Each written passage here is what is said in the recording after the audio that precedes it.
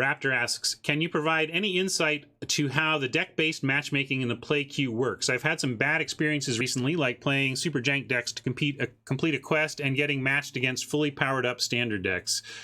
No, I don't know where it ended up. Where I was suggesting, and seems like where it started, was... and this is something I also worked with Eric Lauer a bit on before I had left, and it was basically a matter like, how do you create an algorithm that produces a rough estimation of a deck's power? And the way so without knowing the formula exactly, I'll say that the thinking before I left was to look at top decks in standard, like look at the highest rungs of the ladder, look at what's being played there, and then like you could give a card a score based on the percentage of time it shows up in the main deck of a top level deck. And then also, but you also want to factor in rarity, because what's really annoying is losing to the fully fleshed out tons of mythics type deck when you don't have that kind of mythic wildcard availability.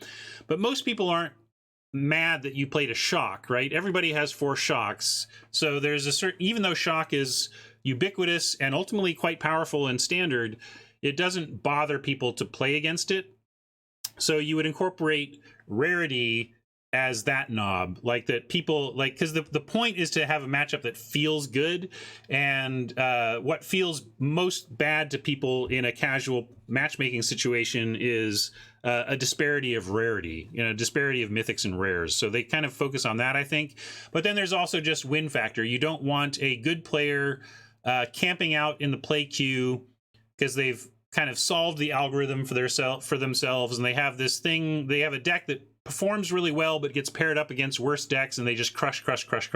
So another factor of matchmaking in the play queue has to be win percentage. You do actually want to, like, you can do that either by tracking the player's rating within that queue only. So if you just wanted to look at their play queue elo or matchmaking rating, you could match based on that. Or you could be pretty simple and just say, what's their net wins and losses in this queue? And so then when you're +7, you start playing the other people who are +7 or whatever, and eventually it works everybody down towards net 0 in terms of wins and losses. So while I don't know what the algorithm is exactly, those are the factors that would come into play. Some system to give each card a rating on its strength in standard, apply a rarity modifier, and apply a win rate modifier.